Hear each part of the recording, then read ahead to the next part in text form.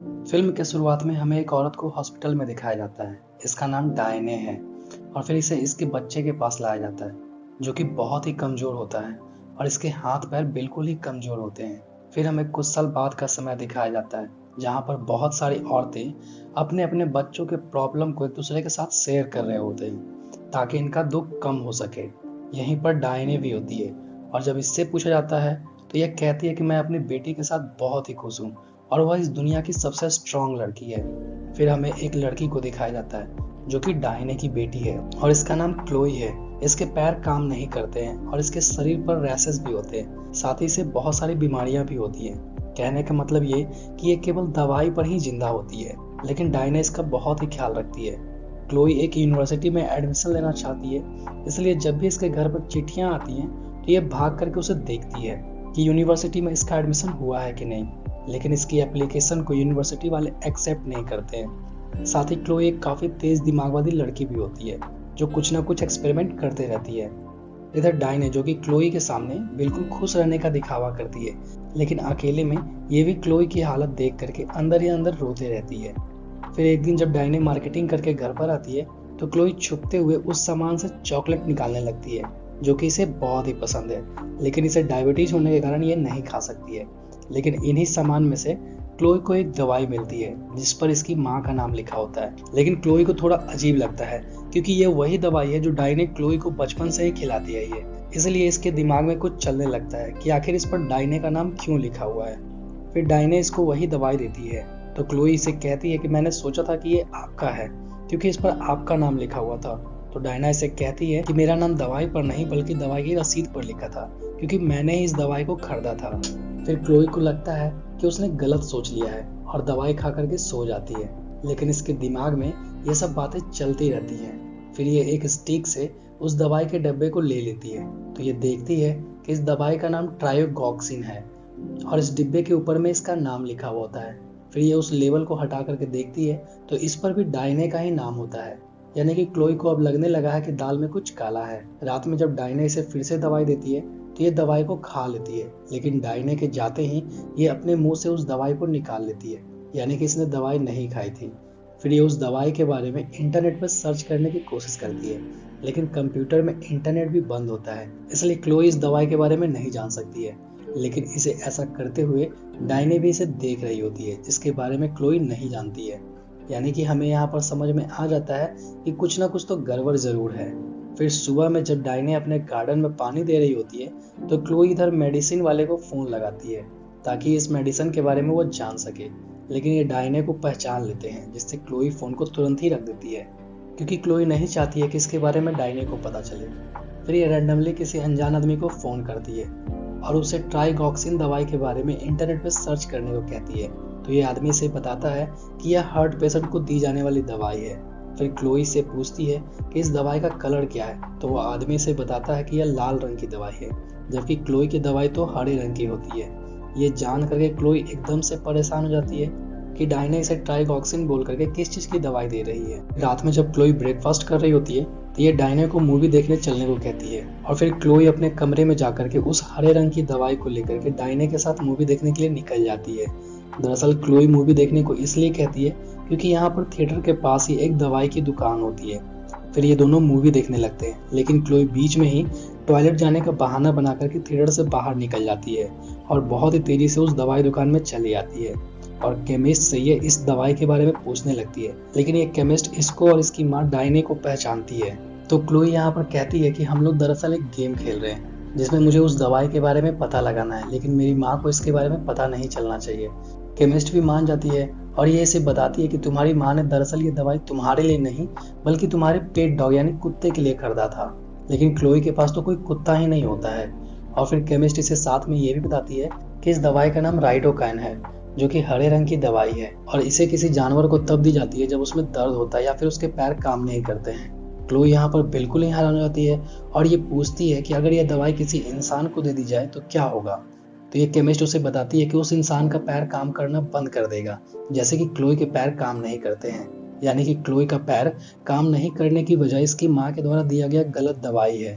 ये सब जान करके क्लोई को अस्थमा का अटैक आ जाता है, लेकिन तभी यहाँ पर इसकी माँ डायने आ जाती है और इसे एक इंजेक्शन देकर के बेहोश कर देती है। फिर डायने क्लो को घर पे लाती है और उस केमिस्ट को फ़ोन करके मनाने की कोशिश करती है और उसे कहती है कि तुम क्लोई को फ़ोन करके ये बताओ कि तुमने उसे जो बताया है वो गलत है, क्योंकि क्लोई अब मुझ पर शक करने लगी है। फिर डायने भी ये सब सोच करके परेशान हो जाती है। जब क्लोई जागती है तो ये देखती है कि इसका कमरा लॉक है और डायने घर में नहीं है। क्लोई दरवाजे को पिन से खोलने की कोशिश करती है और इसे खोल लेती है, लेकिन फिर भी दरवाज़ा नहीं खुलता है। फिर हमें दिखाया जाता है कि डायने ने इसके दरवाजे को एक स्टिक लगा कर बाहर से बंद करके रखा है, यानी कि डायना ने इसे अपने घर में ही कैद कर दिया है। फिर क्लोई को एक आइडिया आता है कि ये अपने कमरे की खिड़की से निकल करके और सामने की खिड़की से अंदर आकर के अपने दरवाजे को खोल सकती है। क्लोई पूरी तैयारी करके एक शोल्डर लेकर के इस खिड़की से बाहर निकल जाती है और बड़ी मुश्किल से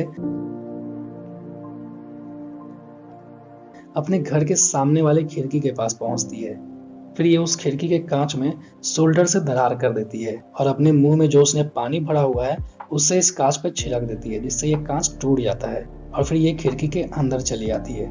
लेकिन यहाँ पर इसे फिर से अस्थमा का अटैक आने लगता है, लेकिन इसका इनहेलर उसी कमरे में रखा हुआ होता है। फिर क्लोई किसी तरह से अपने कमरे के दरवाजे को खोल करके इसके अंदर चली जाती है और इनहेलर से सांस ले लेती है, जिससे इसकी जान बच जाती है। फिर ये सीढ़ी के पास आती है, लेकिन यहाँ का लिफ्ट भी बंद होता है क्योंकि डायने ने इसके तार को काट दिया है। फिर ये अपने व्हील चेयर को नीचे गिरा देती है और खुद भी नीचे कूद जाती है, जिससे इसे बहुत चोट आती है। फिर ये अपने व्हील चेयर पर बैठ करके घर से बाहर भागने लगती है।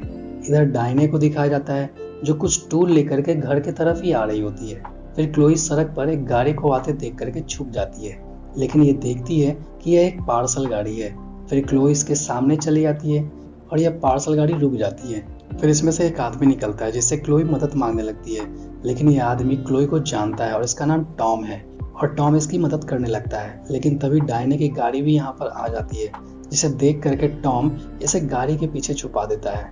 फिर डायने आ करके टॉम से पूछती है कि क्लोई ठीक तो है ना, लेकिन टॉम इसे क्लोई से मिलने से रोक देता है और ये कहता है कि क्लोई ने बताया है कि तुमने ही उसे चोट पहुंचाई है। लेकिन डायने कहती है कि आखिर मैं अपनी बेटी को क्यों नुकसान पहुंचाऊंगी, लेकिन टॉम डायने को क्लोई से मिलने नहीं देता है। फिर डायने टॉम से कहती है कि मैं पुलिस में जाऊंगी क्योंकि तुमने मेरी जवान बेटी को किडनैप करके रखा है, लेकिन टॉम फिर भी नहीं मानता है। फिर डायने कहती है कि ठीक है और अपनी गाड़ी में वापस जाने लगती है। फिर टॉम क्लोई से पूछता है कि तुम्हें हॉस्पिटल जाना है या पुलिस के पास, तो क्लोई कहती है पुलिस के पास। और फिर टॉम अपनी गाड़ी में क्लोई को बैठा लेता है और इस दरवाजे को बंद करने वाला होता है, तभी डायने पीछे से आकर के इसे एक इंजेक्शन लगा देती है, जिससे ये बेहोश हो जाता है। फिर डायने इन दोनों को लेकर के अपने घर पर आती है। इधर क्लोई को जब होश आता है तो ये अपने घर के बेसमेंट में होती है और यहाँ इसे एक बॉक्स दिखाई देता है जिसमें उस कॉलेज की तरफ से एक लेटर होता है जिसमें ये एडमिशन लेना चाहती थी और इसका एप्लीकेशन भी एक्सेप्ट हो गया था। यानी कि डायने इतने दिनों से इसे झूठ बोल रही थी कि इसके एप्लीकेशन को रिजेक्ट कर दिया गया है। इधर डायने उस आदमी को मार करके उसे ठिकाने लगाने की कोशिश कर रही होती है।